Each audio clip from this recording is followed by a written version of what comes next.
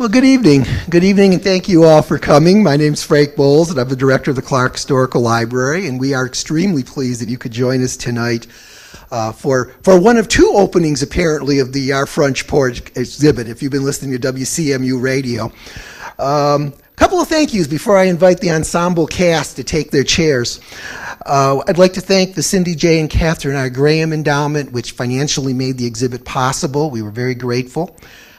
When we go to the reception, I ask you all to think fond thoughts of the Kroll family and Sandy Kroll, who is one of those wonderful kind of donors who came to me after one of our receptions and said, you know what's wrong with this reception? You didn't spend enough money. And proceeded to give us an endowment to spend money, which is now affectionately known as the Sandy Kroll Party Fund between Sandy and myself. But Sandy could not join us tonight, but she's here in spirit, and as you enjoy the reception, I hope you'll think a few kind thoughts about Sandy. I'd like to thank our media sponsor, WCMU Radio. I have finally figured out how to get free PSA spots on public radio. You just do John Scheffler's favorite show, and suddenly they just flow. I was driving up north Monday, and I finally just turned them off. I got tired of hearing it. Yeah, John, I know. The 30th anniversary. I'd also like to do a couple other thank yous to some staff who have done tremendous things for the exhibit. Krista Clare is not here because she's over there making sure the reception is going to be done well, but she does a wonderful job. I'd like to thank her. I'd like to thank Peggy Brisbane, who will be up here in a minute, but Peggy did a huge amount of work on this exhibit. Her and Robert's photography really made it happen. Thank you both. Thanks to Rebecca Zeiss, who is supposed to be here, but there she is. Hi, Rebecca, who, when you look at all those wonderful graphics, Rebecca's the person who made them all happen and who helped design them. And of course, to Janet Danick, who is our exhibit designer here in the Park Library building. It's a wonderful exhibit. It's Rebecca's exhibit. It's Janet's exhibit and Rebecca's exhibit. Janet, though, did the original concept, sat down with John, did the storyboards, told me to shut up when I said radio. We can't do a radio show in the Clarke Library. Get real. Music? No, I'm opposed to that. He just told me to sit down. So she was right. I was wrong. Thank you. It's a wonderful exhibit. I'm going to ask, because you guys don't want to listen to me, ask that this ensemble cast we've got tonight to come up here. We have four billed speakers and a special guest appearance. So if those folks would join me up here, I'm going to introduce them. And then I'm going to give them the microphones, and God knows what happens after that. They're on their own. Come on, John, you too. Yeah, you got to get up here. And I'm not quite sure who's sitting where, but I'll find out in a minute. And for those of you who have only heard the voices, the faces will come. All right. Starting at the far end of the stage, Robert Ebner from University Events, who tells me he has done all sorts of he tells me all sorts of things. Peggy Brisbane and Robert Barclay, who have done photos galore. Wonderful, wonderful photos. Dan Bracken, who was the sound man in the booth for years and is still our sound man if you were here a few minutes ago. And last, of course, and certainly not least, John Scheffler, your host for the evening. And John, it's all yours. Pick a mic. Thank you, Frank. Well, hi. I never thought I'd be in this position, to be very honest. And, you start off doing just a little radio show, having a little bit of fun, doing something that people told you couldn't do, and it turns into this. And that's really what happened. Our Front Porch really wasn't my idea. It was the idea of a guy that I worked with by the name of Jim Benson. And he did a fundraiser for television and invited some local musicians in and broadcast it. I watched it at home. I wasn't involved in it at all. But I watched it at home and I thought, boy, that looks like a lot of fun. We should do that on a regular basis. Following Monday, I go into work. Jim, I want to be on your team. We need to do this more frequently. He said, you go ahead. I just turned in my 2-week notice. So we kind of went from there. And I thought about doing things and what I might change, what I might do. Our Front Porch stuck with from that original concept. And I went and pitched it to our station management, and I'm thrilled to see that nobody from management is here tonight, because I can be brutally honest. But the statement after my proposal was, "You'll never put that," and I'll alter the word a little bit, manure, on my station. And Dan knows what that's like, throwing that type of a gauntlet at my feet. And so I went out to the Wheatland Music Organization and found funding, found recommendations for performers, and away we went from there. And I thought what might be fun to do tonight is to get Dan into his sound man mode. Put on your sound man hat. And I want to play just a couple of minutes of the very first tune that was on Our Front Porch, October of 1979. Perfect.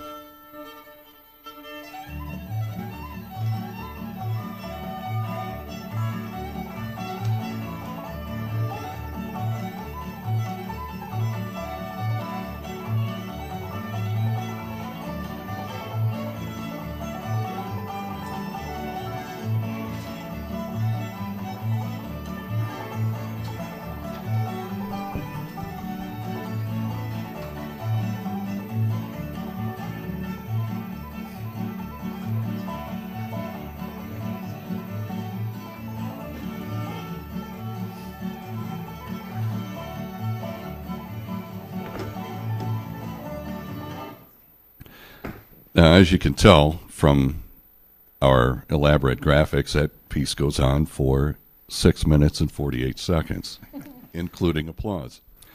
So what I had done was, this is the Lost World String Band, and they're a group that came our way from the Lansing area, recommended by the Wheatland Music Organization, and they had played out there a couple of times.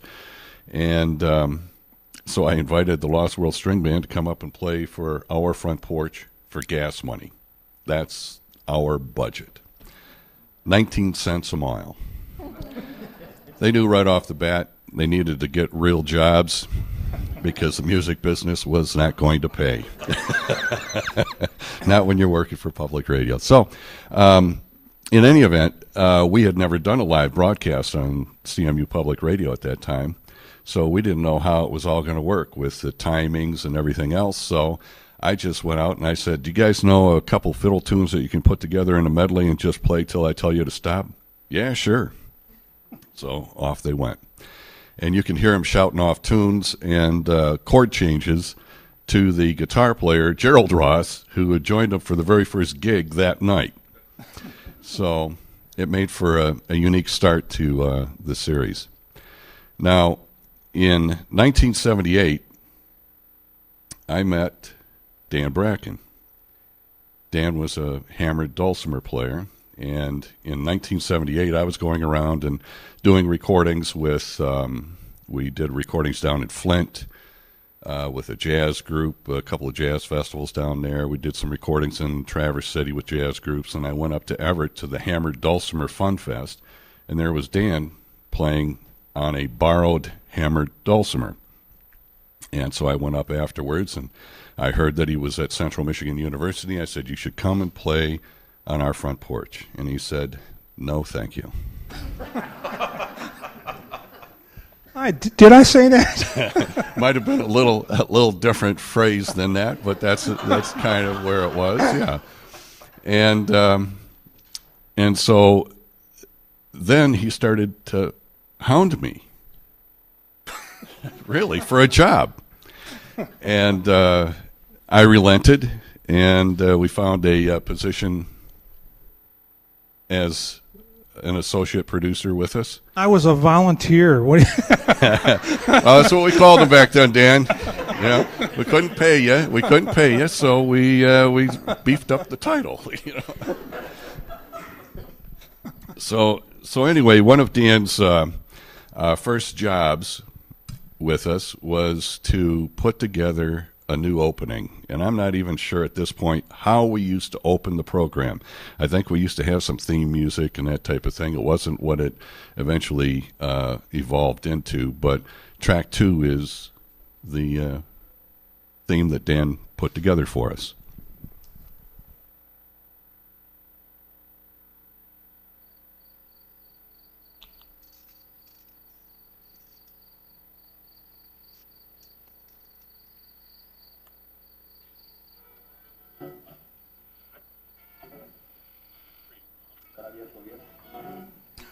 Stick around for just a bit because we have some great music coming your way on our front porch today.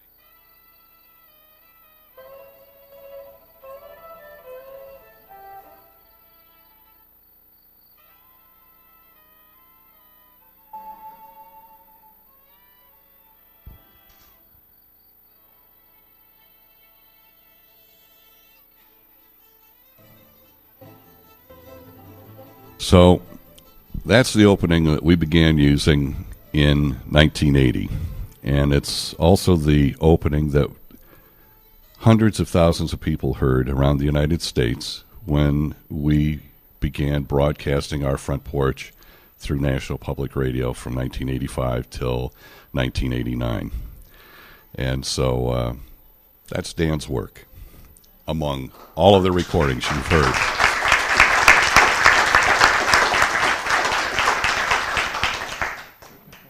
Now, you've been seeing these photographs appearing over here on my right and left, and that's due to Robert and Peggy.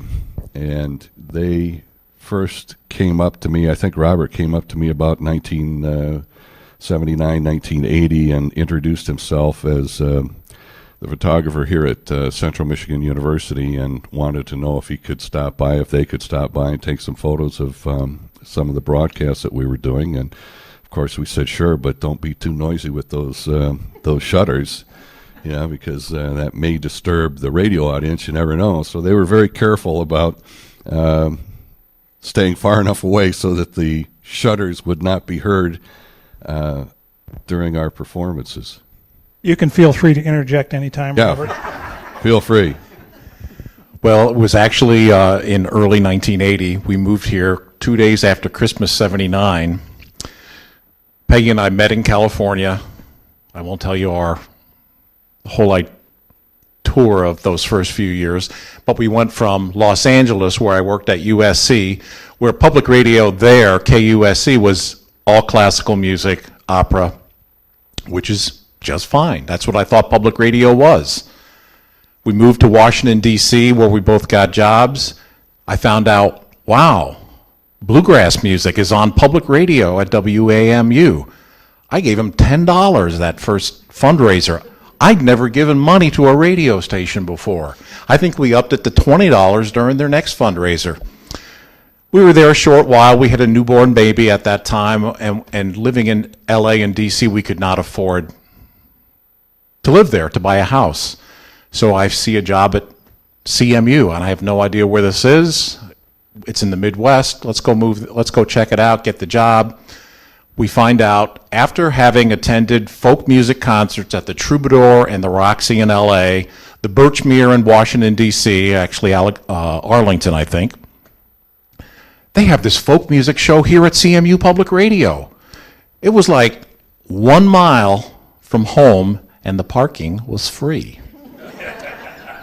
It was not free. How long did it take you to get there? Yeah, about 5 minutes to get there. And I think back then it was $3 to get in. That was the admission. I had to pay 19 cents a mile to the bands. And we learned, especially in that first year or two, Peggy and I sat down this morning and jotted down a few names. We didn't know who Sally Rogers was, or the Lost World String Band, and Claudia Schmidt, and who else? Joel Mavis. The Lansing folk and Ann Arbor folk communities came to CMU to perform in that first year. And I thought, wow, this is unbelievable. Folk music right here, 1.5 miles from home. And got involved with public radio and been involved ever since. I don't know if you've been to the exhibit yet, but it is amazing, and you really need to take the time to do that, and I hope you will, because these folks have done a great job helping us document this series through the years. And I have to say that I put Bob the furthest away from me, because he and I have known each other going back to college here at CMU, and we used to run in the same crowd, and they often had to separate us because we were raising too much you-know-what. So they made us scoot to other sides. But what happened was Bob began working very closely with us on our front porch in the early 80s, doing all of our lighting and providing us with sound. We did the sound at that time, but they were really helping. He was really helping us out through university events. And then in about February or thereabouts of 1983, one of our staff came to me and said, "Have you ever heard of the Sheboygan Opera House? Is anybody here from Sheboygan? Been to the Opera House?"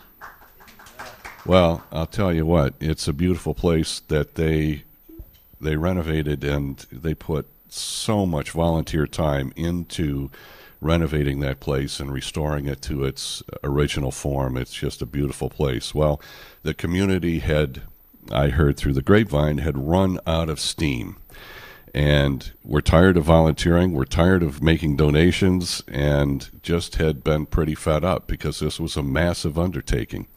And so I went up, toured the place, and I just thought, this is an incredible venue. Took Bob and Keith up, and I said, "What do you think? Can we do a show here?" There were no seats, there were no curtains, there were no lights. And Bob, being Bob, said, "Hell yeah, we can do that." So that's what we did. I don't even remember where we began carting chairs from to start filling in the rows, but in May of 1983, Bob and I became partners, really, in our front porch at that point, and took the Hot Mud family up there, a band from Ohio, who was one of Remember, that place top was bands. totally empty, too. I mean, It was. And you could see what they were going to do to it. And then we just kept going back up until they got it done. Right. And we were part of their grand opening when we took John Hartford up there. Yeah, that was very cool. And that was, I'm going to say, around 1985 or so. So that's the history of this crew here. Bob is actually the youngest member in that respect of our crew, having joined us really in about 1983. But not necessarily the youngest member.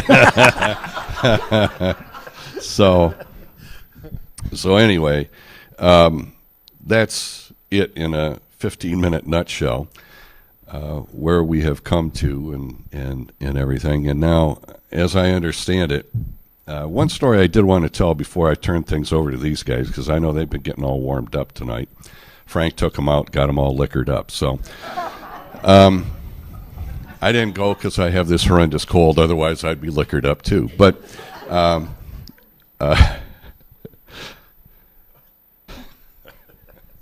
you're not taping this, are you, Frank? Forgot to ask that.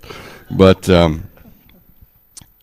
back in 1985, when I met John Hartford on the stage of the Sheboygan Opera House, we were getting ready to help them celebrate their opening. I walked up and said, "John, I'm John Scheffler from Public Radio on our front porch." And he put his arm out like this, and he said, "Do-si-do with me." And I thought, why not? So we swung around a couple times one way and swung around a couple times the other. And what I didn't understand at the time, I thought, well, kind of a quirky thing, But what I didn't understand at the time is that John was, I think, beginning his fight against non-Hodgkin's lymphoma. And so was very careful about touching and coming in contact with people. And so if we meet in the hallway or in the exhibit, since I have this cold, I'll do-si-do with you tonight. How's that sound? That kind of take us all back. But Now I'd like to see what these guys came up with, because they've got an hour and a half head start, and I've been very kind to this point. We told all our stories at dinner. Yeah. We already told all the roast John Scheffler stories at the dinner table. That's right. Going back to my first encounter with this character, he actually had some dark hair back then, 1978. Dark gray. Dark gray, right.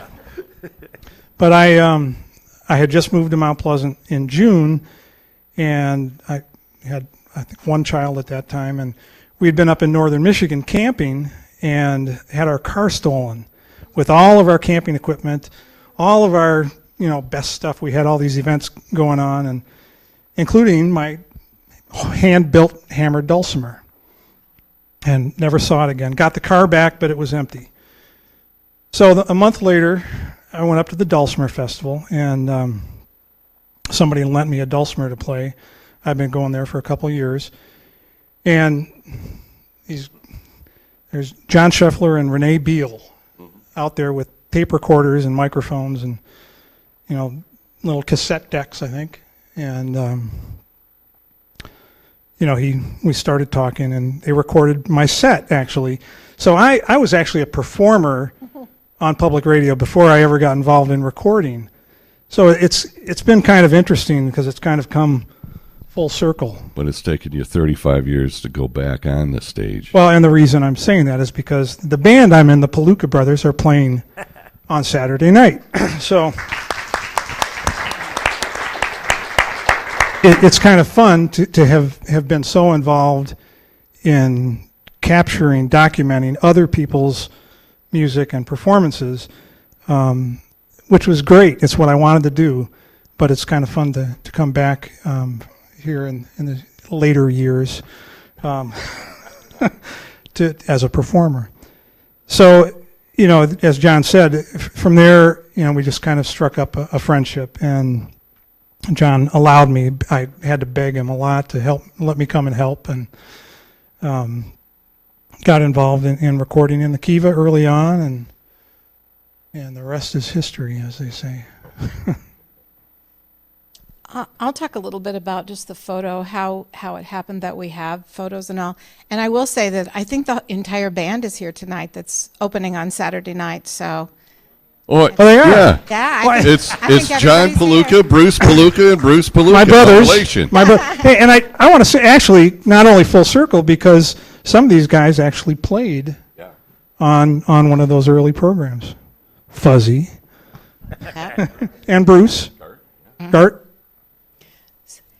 As far as photos have gone, it's been really fun to work preparing for this exhibit too, because some of these photos we shot negatives, everything, starting in 1980, negatives, and it wasn't really a part of our job. We did it because we both felt like it was important to document. It was important to document the different performers that were coming here, It was always called Our Front Porch. I always felt it was more like a living room. The Kiva was like a living room. And as a photographer, we always sat in the front row, slightly off to the right. You can sort of even tell the orientation in all our pictures. But as a photographer, even though John would say, sure, you can photograph, it's okay with the musicians, but shh, we don't want to hear your shutter. Although you said to me the other day that you could hear the shutter on some of the recordings, and actually it's okay. After all these years, it's okay. It's okay. But there's an image of Guy Davis that will circulate on the monitors, and if you look at it, he's tapping his feet. He had a board and doing percussion with his feet, and he's wearing a cool hat. We were sitting so close that it's cropped in. His hat and his feet are cropped in just slightly. We were that close to the musicians. In the Kiva, if you were sitting in the front row, you could have reached out and, touched their guitar cases. It was so intimate. And so the experience as a photographer, it was so nice because we were so close to people, and you could see their eyes, you could see everything about it. But as an audience member, I didn't know the band members and all, but as an audience member, you had that feeling of intimacy and coziness. And it was just like this really uplifting experience. It was, when you just played a few minutes of the first song, excuse me, we were all you watch and everybody's heads bobbing. Well, after a 2-hour concert like that, you left feeling uplifted, like we'd had this shared positive experience. And people might not have known the band members who came. It might have been a cold, snowy Saturday night in December. But, it was that shared experience. So I think I felt really honored as a photographer to get to capture that. But as an audience member, I just felt like it was so special too. Those nights in the Kiva on a Saturday night, we'd get there early. We knew Bruce Bowman's going to sit up there because he preferred to sit up in the top row, probably in the middle for the best, balance between the speakers. We knew Tom Ball was going to be there, and we knew that Roger, Joanne, and Larry Grabinski were going to sit back over here, just off the center aisle. Am I right, Joanne? We knew where Mark Abler was going to sit. He preferred to sit down front where the photographers were for whatever reason, and always had this little grin on his face. He's a retired school teacher.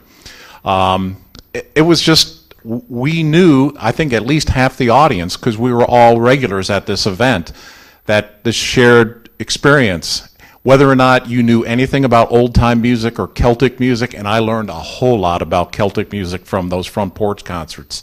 I'd never been exposed to it before, but John brought in a whole lot of bands from Scotland and Ireland, and it was wonderful. When you go into the exhibit at the Clarke down the hall after this, you got to go to the first comments from a listener, an attendee on the left-hand side. Her name is Janet Thorne.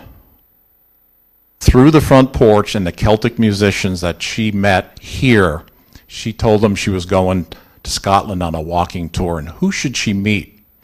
And the rest of the story is in 2 or 3 paragraphs that she shared.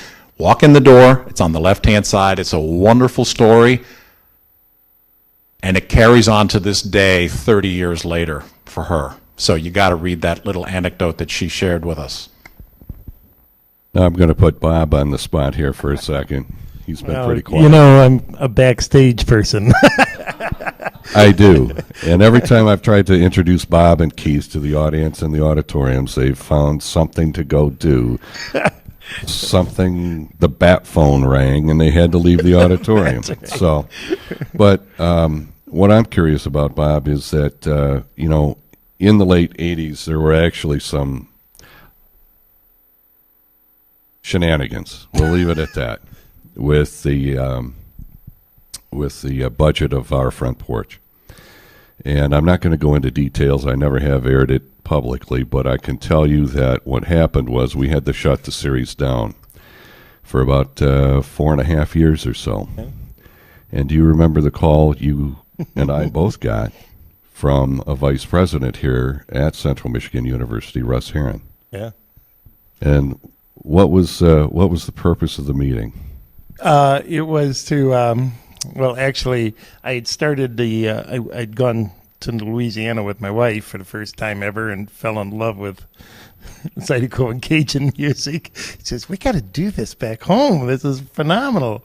And I actually approached Robert about it because we got the Artist Course series, which used to exist in those days. We had to talk them into sponsoring that first one because I didn't have the money to do it. And so I got a hold of John, and I used to report to Russ at that time, and we all got together, and I said, John, how about if we do My Louisiana, and we'll do it at a time period that you have enough time to do the recording and do a live broadcast on Fat Tuesday. Well, it didn't end up happening. We did Fat Tuesday, but it was the start of things.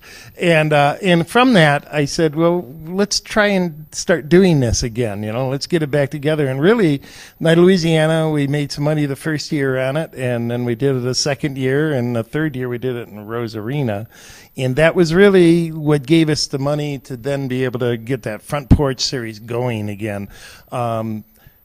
I remember the early days when we used to do them every week for a while live. Wow. And I was, we both graduated at the same time and knew each other, but, all of a sudden when he started doing that and I had the job of lighting his shows and stuff in the Kiva, I was like, man, this is why I went to school. This is what I love to do. It's live performance. It's phenomenal stuff. And, so, I was addicted to it like the rest of them then, we were all kind of sucked into it. So Night of Louisiana gave us that chance and then we started touring them a lot. We did the John Hartford thing, but that was actually before that when we first started. But then, we kind of sold the idea that we can take public broadcasting out on the road and hit all these cities that we reach all the way up to the Sioux, and we've done shows up in the Sioux and that. So it was really a great concept that started and brought us back alive and was able to really start doing this again. Thank God. Yeah. I was thinking about this leading up to this, and there's been a lot of thinking on my part about where we have come, and my wife and I, Dawn, who's here tonight, putting performers up in our home and feeding them dinner and breakfast because we had no budget. Yeah. We had, this crew here working with us, and it was a relationship that went beyond the sum of the parts, I think, and all of the folks at the station supporting our efforts to do this, but I've been able to go back now and listen to some of these old recordings from the 80s. We just aired one this past weekend, as a matter of fact, with a blues singer named Rory Black, which just was an absolutely phenomenal thing that we did. And we're going to continue to explore some of these older recordings on the radio show. But these are the folks that really work behind the scenes and always have, and have never received the acknowledgement that I have. I've been very fortunate to be thanked by audience members and everything, but I would like it if you would thank them tonight, please.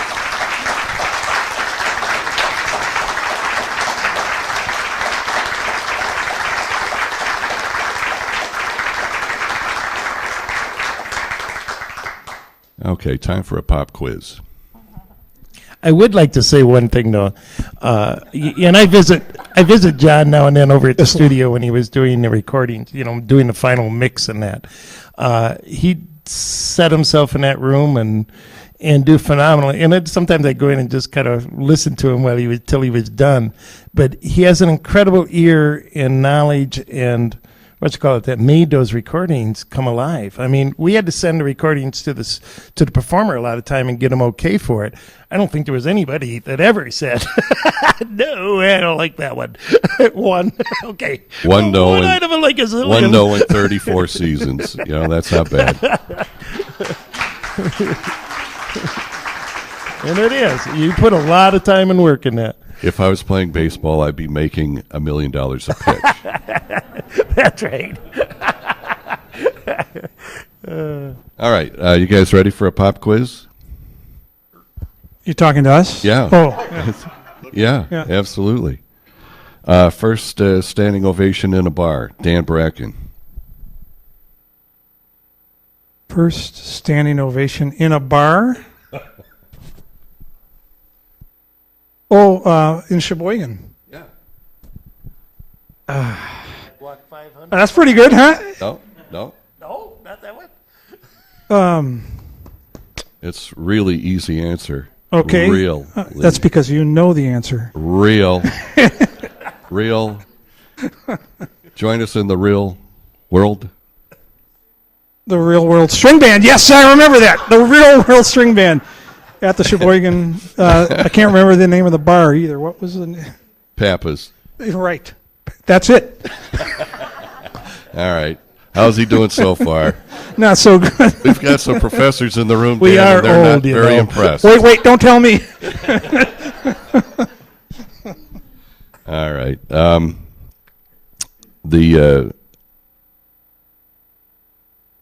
This will be an easy one for you, I'm sure. The first snowstorm that almost canceled the show. John McCutcheon did cancel the show. Right, that was a fog issue. Or freezing rain. Yeah. Was it Beausoleil? No? That almost canceled. Almost. Psycon. Whole weekend. Psycon.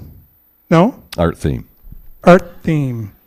Art got Art right theme. there. There he is. Art got snowed in at my house for 3 days, and we sort of watched the Super Bowl, but Art sat there with his guitar and sang all these lumbering songs that he'd collected from the Great Lakes, and I said, "Why in the world didn't you do those last night?"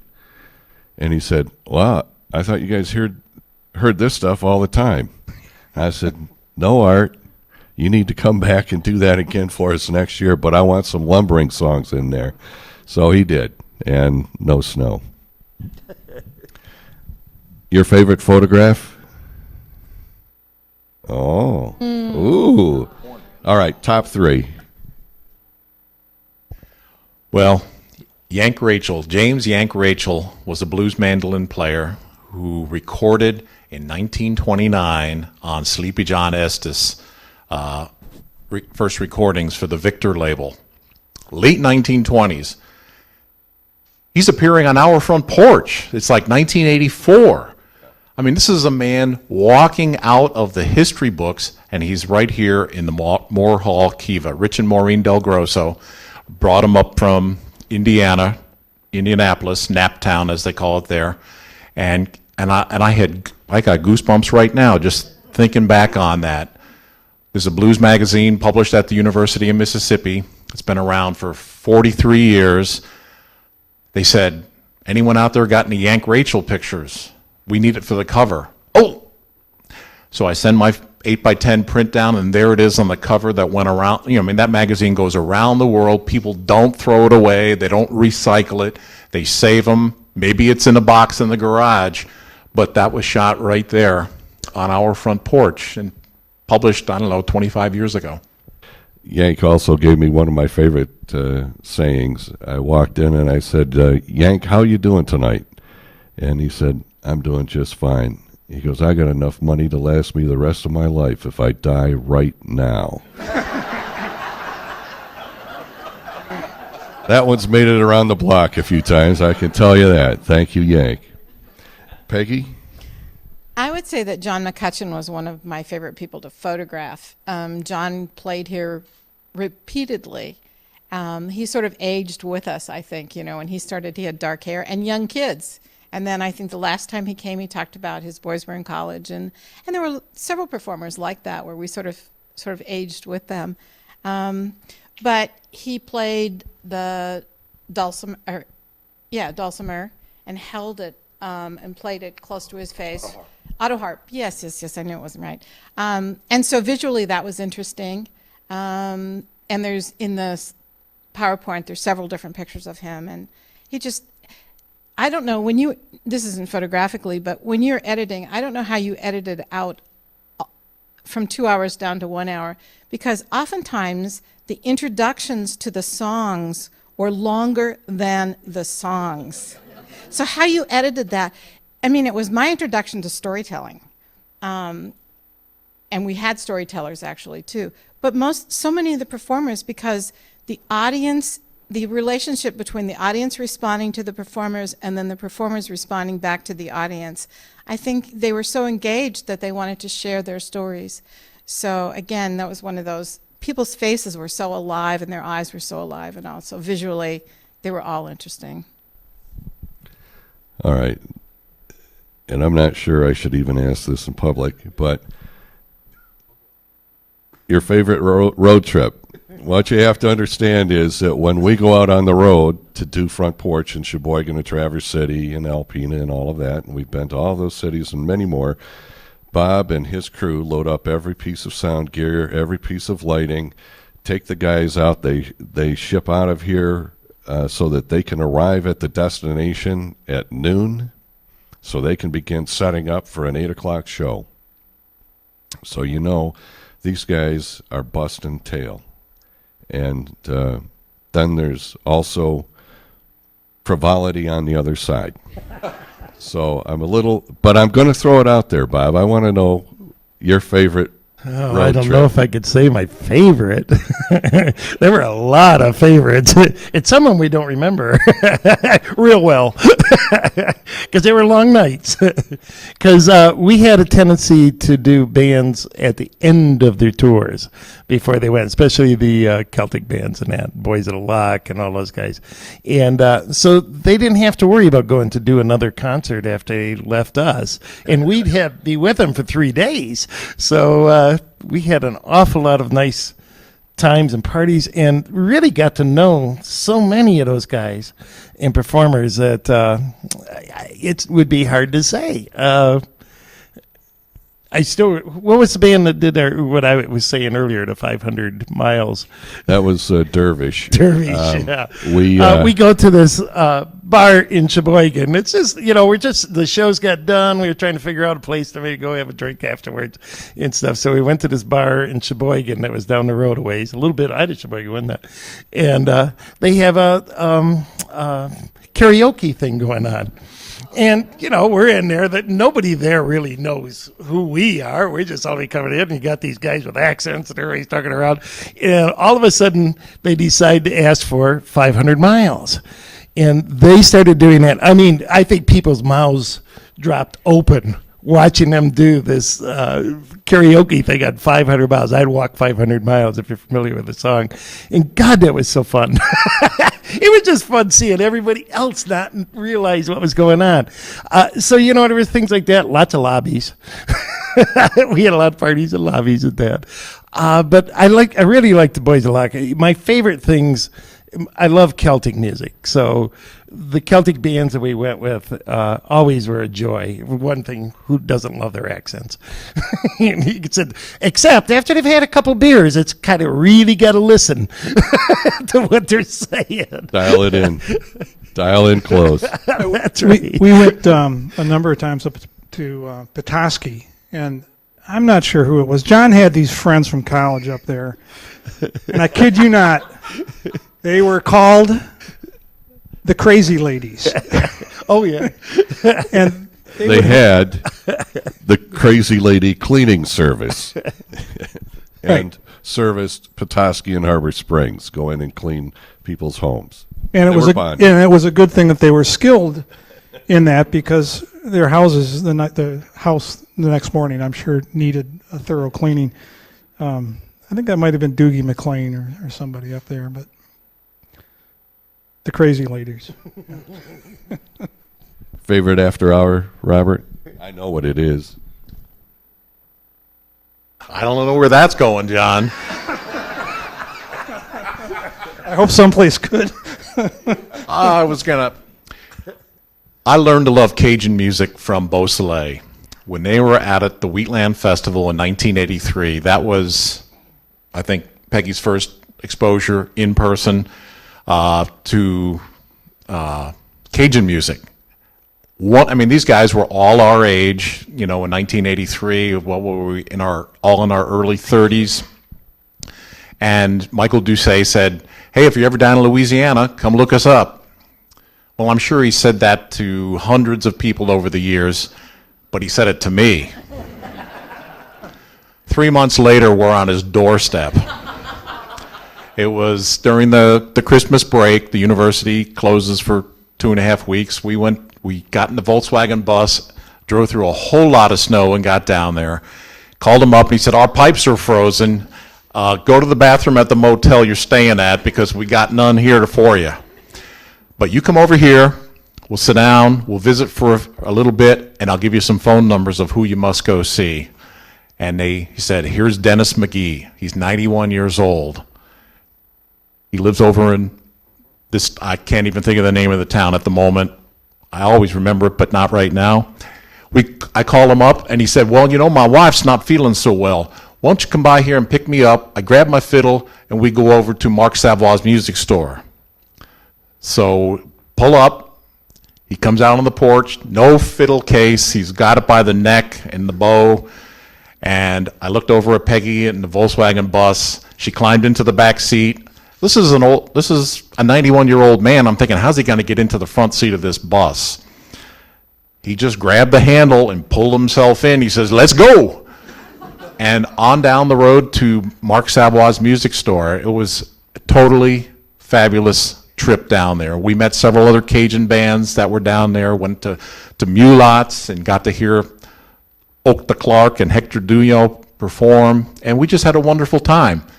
And in conclusion, where I was really going, John mentioned earlier that the bands used to stay at the Scheffler home. Well, I said, if you ever not want to have a band stay there, we'd be happy to have a Cajun band. Well, D.L. Menard and Louisiana Aces, a trio. We lived in this very modest starter home on Arnold Avenue, and we had a little photo studio in the back with a couple of mattresses on the floor, and we had a guest bed in the house.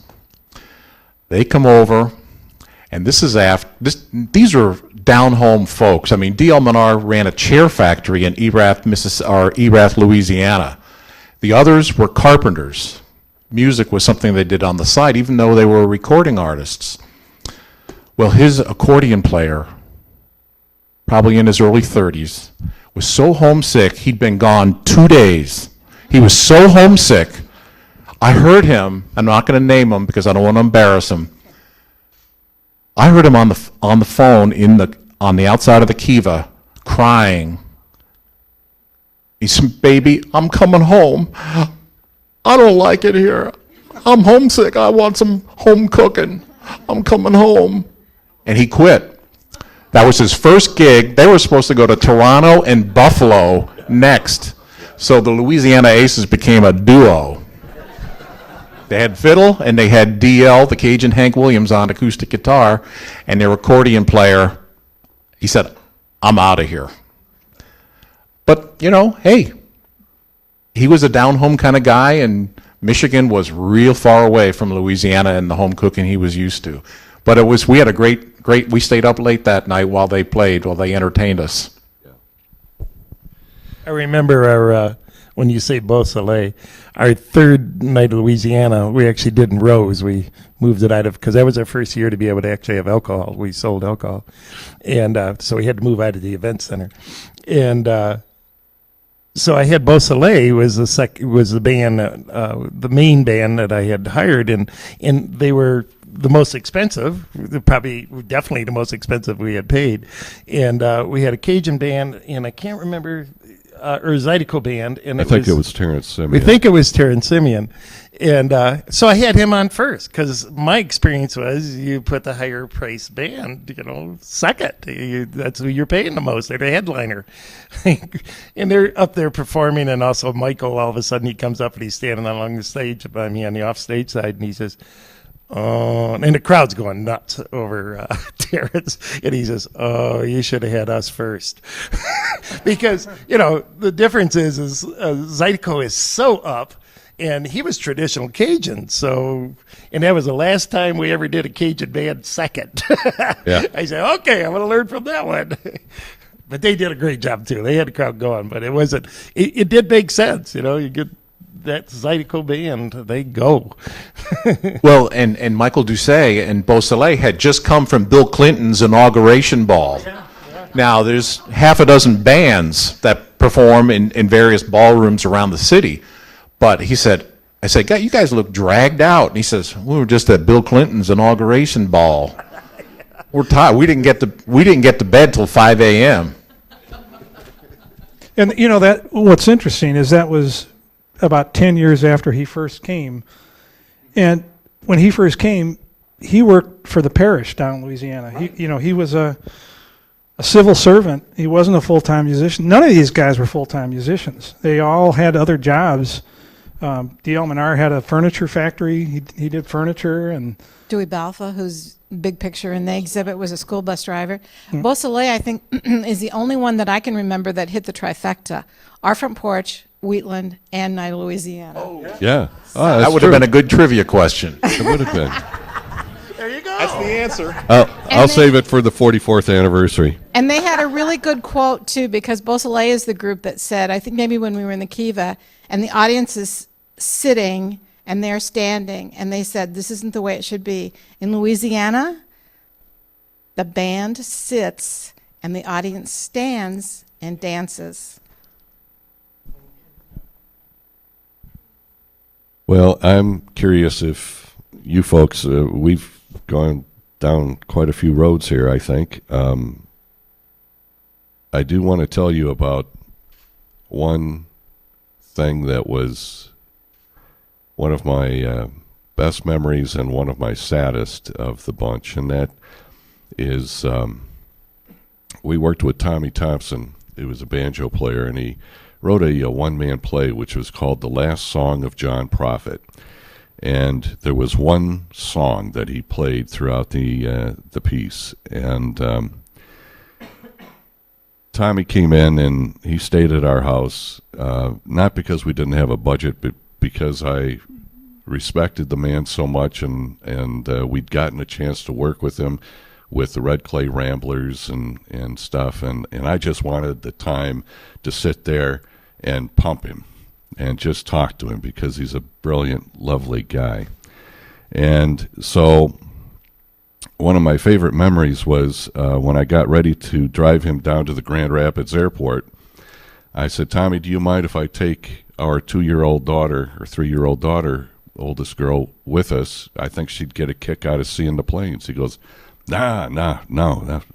So I strapped her in, and I strapped her in behind me off to the right, so if she started yelling, screaming, carrying on like little ones will do, I can just turn and see what the heck was going on.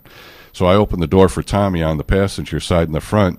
He slammed it shut, walked around the car, got in the back, and he and my daughter sang songs all the way down to Grand Rapids.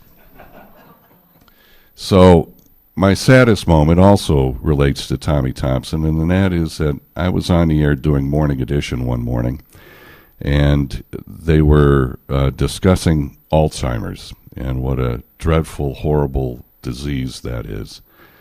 And who do they interview but Tommy Thompson? And they start to interview him, and he's talking about having played a piece of music 1,000 times in performance with the Red Clay Ramblers or whatever show they'd been working on, and how he would get so angry because he couldn't remember the next note that came in the song. So I'm sitting there and I'm listening to this, and then I have to go on and do the weather and the news, and I was devastated. But there you have one of my saddest and one of my very favorite memories, all tied into one man who has now unfortunately passed away. And but anyway, I wanted to share that with you tonight because I thought that was one in the plus column and one in the way low column. But anyway, a little spin-off from that, I dropped off a tape of that band, Red Clay Ramblers, having played with us one October many years ago. I put it into the hands of the piano player, Mike Craver, out at the Wheatland Festival a couple of years ago. He wrote me an email within about 2 days, and he said, you know, we never did get a good recording of this piece, and that piece that were featured in your radio show, and I'm very thankful that you did that for us. Because he said we had all these crappy recordings of people holding up a tape recorder in front of a PA speaker, and he goes, we never recorded these 3 pieces. Yours might be the only one. Now, there's something to hang your hat on. This guy right here did a beautiful job. So, I'm just curious if there's anything that we haven't talked about, anything we haven't talked about up here that you guys want to share, or any questions you might have.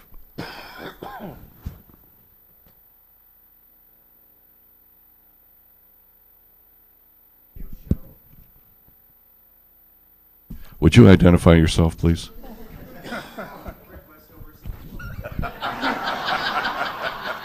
This is a paid question. He's the only one. This is a plant.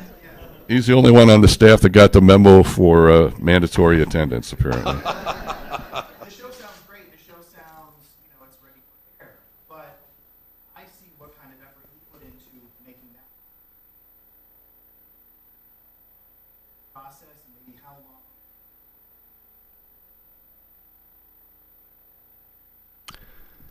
No.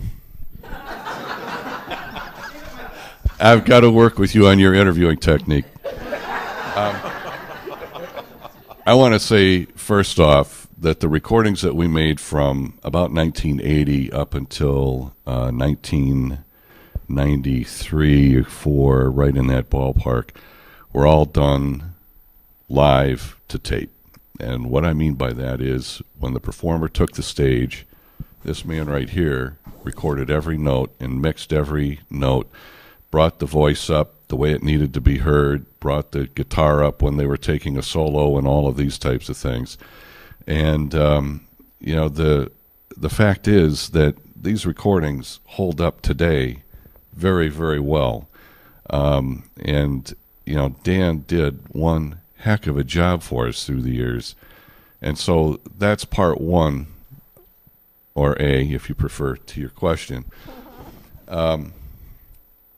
Then in about 1994 or so, I received a grant to get some recording equipment, which was digital recording equipment, which allowed me to record every single microphone that was on the stage, take it all back to the studio, and work on the recording at my own pace, making sure that when the singer walked up to that microphone, they were heard and heard properly above all the instruments and all that kind of stuff. So the complexion changed drastically at that time, and it made the job easier and harder at the same time, quite frankly, because, I mean, if you drive from the station out Broomfield Road to Shepherd Road, you will find CDs that have been thrown in the ditch.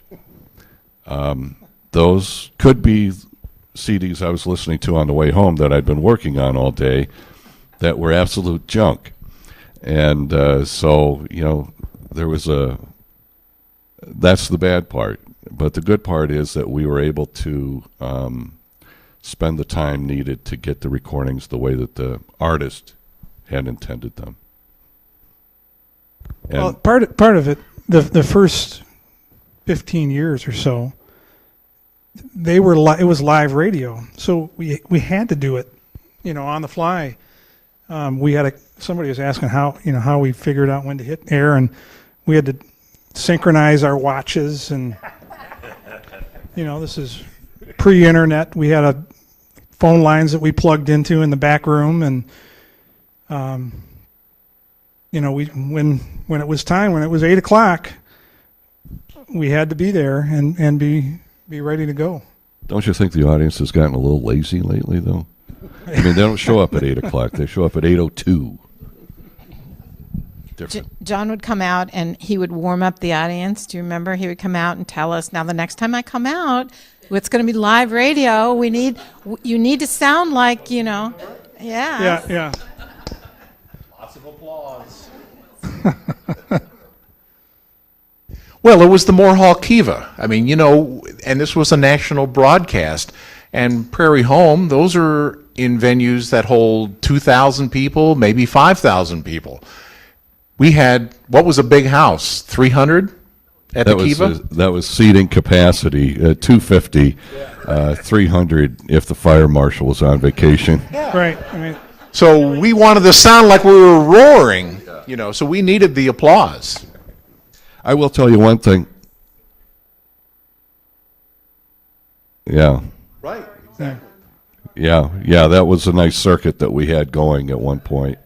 Was Marge Ostrushko and I would phone each other from time to time, find out who they were bringing in on Prairie Home and could we be their next step, because I thought Prairie Home had possibilities, and might draw an audience and might help us promote our show. I do want to also say one thing about Dan's work back in the 80s, and he would never tell you this, but Our Front Porch was one of the highest rated programs as far as the technological end of things, how the audio sounded of all the stations that were carrying Our Front Porch back then, 100 to 200 at one point, almost 200, and it was the highest rated program that NPR distributed. So, right there. Well, maybe we could talk just a minute about NPR, because we were a network program from 1984, right? The fall of '84, until the end of 1988. And that, the scope, going from a local audience, and, northern Michigan, it's not exactly densely populated, to, we were in a lot of major cities, and John said earlier, from Alaska to Florida. And, we would get letters back when people actually wrote letters, handwritten letters from people talking about, this amazing program they heard, and they wanted more information about the artists. I remember Mad Cat was one of these guys out in Washington. They were driving somewhere to a gig or something, and they heard this incredible music on the radio, and they found out it was Mad Cat, and it was Our Front Porch. And even years later, we still hear stories. And one quick story I want to tell is John and I, about 6 years ago or so, went over to Ireland to record the Sligo Live Festival. And I had gone over a week early. I had a conference and had a few days just to kind of wander around Ireland by myself. I was up in Donegal and had gone down to the local pub in Donegal town, and it was a great night of music and everything, and wandered back to my bed and breakfast. And there was a young woman, not so young, a middle-aged woman, sitting on the stairs of the bed and breakfast. And she said, "Oh, I saw you down at the pub," and struck up a conversation. She was from Vermont. I heard a little bit about her, and she said, "So what brings you to Ireland?" And I said, "I'm here for the Sligo Festival, music festival, and we're here to record it." And I used to be involved in this radio program on public radio called Our Front Porch, and her jaw just dropped. She goes, "Our Front Porch." I said, "Yeah, you did that?" I said, "Well, I helped." She goes, "Do you know John Scheffler?" Never admit that. Never admit that. I said, "Yeah." She goes, "You guys saved my life." It was just like, wow. She goes, she was having a hard time in her life, and it was one of her great, great joys was to tune in, every Saturday night at her local Burlington, Vermont radio station and listen to Our Front Porch. So cool.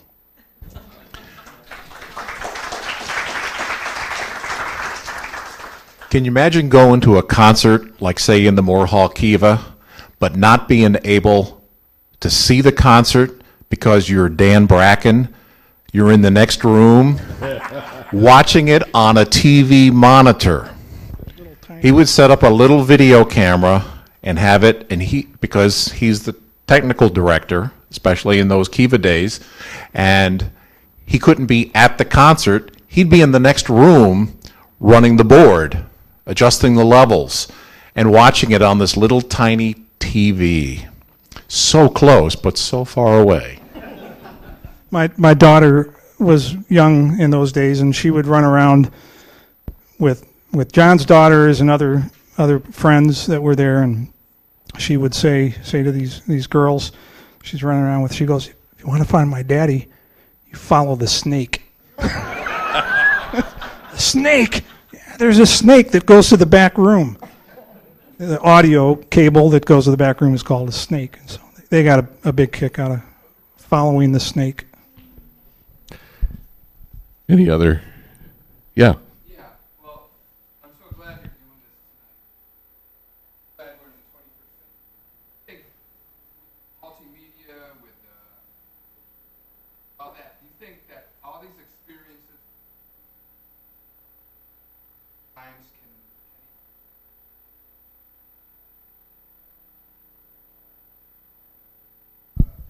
rich, you know what I mean? I mean, like, I saw that article that you talked about in the paper, John, about the sound, Yeah. I like to think that that we can enrich people's lives well beyond what I can even sit here and imagine. I don't know what it will be, but I think we can head down the road correctly. I mean, when you think about a podcast and how that's like a 7-minute or whatever 5-minute thing that you can download every day if you want to, and be exposed to new performers and all of that kind of stuff. Yeah, I think we can all be a little bit richer for it, with technology being where it is. Absolutely. I love technology. I love buttons, dials. I like pushing stuff. That's good, because I don't. John, can you explain? You're donating the tapes to to Clarke Library. Will people be able to go in and listen? Yeah, that's the intent. Frank and Tom have a better answer for that than I do, frankly. But I can tell you what prompted the whole thing. And we had 2 bands out on tour with us, Tata and Grata, 2 bands from Ireland. And we had them out they got to town a day early, and I said, why don't you guys come on out, have a home-cooked meal. You haven't had one for a while. And my wife is an excellent cook. I weighed 130 pounds when we met. And so they did, and we were sitting around, and as the night wore on, they said, well, who else have you recorded? This is the first time that they had been working with us. And I said, well, I started naming names, and I said, we worked with Dolores Kane and Real Union, a band from Ireland, in 1982. And they said, oh, my God, do you have that here? And I said, yes, I do. Oh, she sang like a bird, they said. And so I went, and I found the cassette tape was what I had at that time. And I put the cassette in the player, and I said, now this is going to sound like heck because it's just a cassette. And, 1982, technology's advanced. And so I put it in the machine and started getting everything all set to play. And they each grabbed chairs, and they just pulled them around right to and we're just sitting just like this at the speakers. Just like folks used to do in the old days, listening to radio and the serials and all that stuff that were going on, or the way people used to use TV instead of shouting at it, saying you're wrong. But they gathered around, and those were the types of comments they were making. Oh, she sang like a bird. I can't believe. And again, this was an opportunity for us to record somebody that didn't record live sessions over in Ireland. The technology hadn't developed in Ireland, and I think the way they think of things is different over there. When we went over to record Sligo, they're going, "You want to come here to record us? We're just sitting around playing." Yeah, that's right. And so they just think of things differently than we do, and so they didn't have these recordings of Dolores and company. So then I encountered Kevin Crawford from the band Lunasa, and I was talking to him because now I knew I had a bragging point about our archive. We had Dolores King, really, on tape, 1982, May the 2nd. And he said, what are you going to do with that when you quit? And I said, I don't know. And he said, you need to donate that tape to the Irish Traditional Music Archives. He said, everyone should have an opportunity to listen to that. And I had never given that a second thought. That is the Library of Congress for Irish Traditional Music, located in Dublin. So we had a chance to go over there in 2006, and I took him a stack of tapes, which is now known as the Central Michigan University Collection at the Traditional Music Archives in Ireland.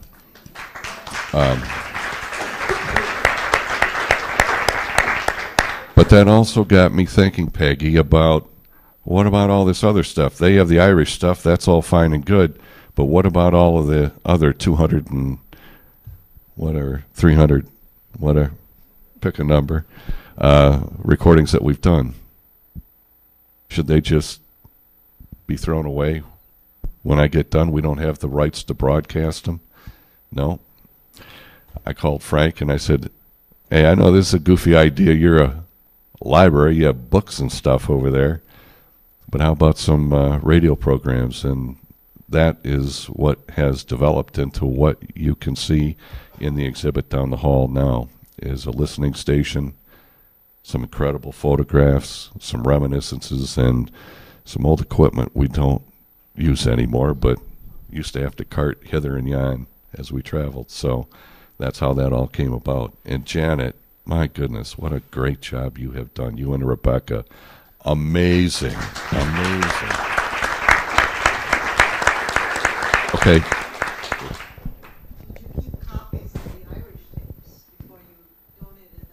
Oh, yeah. You bet. Yep. All right.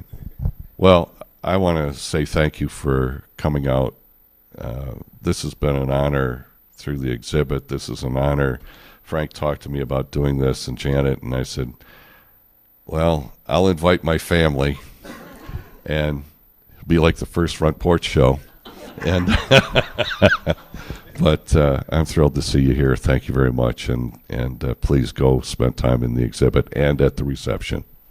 Yeah, thanks. Peggy and I were sitting around reminiscing this morning, thinking about what are we going to say tonight. What if only 6 or 8 people show up? Really, we're so happy that you came tonight, that this was important enough, because the big event is Saturday night for the continuing with the opening and then the concert in the Kiva. But thanks so much for making it a priority to come tonight. Fill in some of these seats, and I know a lot of these faces here. Thanks so much. And I want to thank these guys. This is the most incredible crew.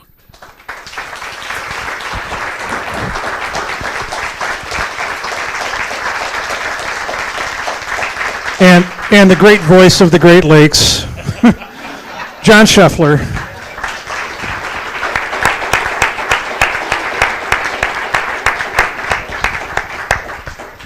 Thank you all for coming. There is a reception waiting for us in the Clarke Library. Our guest will be joining us there, and you can continue to reminisce. John, you got to tell the story when we're over there about the taxi cab ride from Chicago. You can ask him. Don't forget to read Janet Thorne's memories right there inside the front door on the left. It's a wonderful, short story.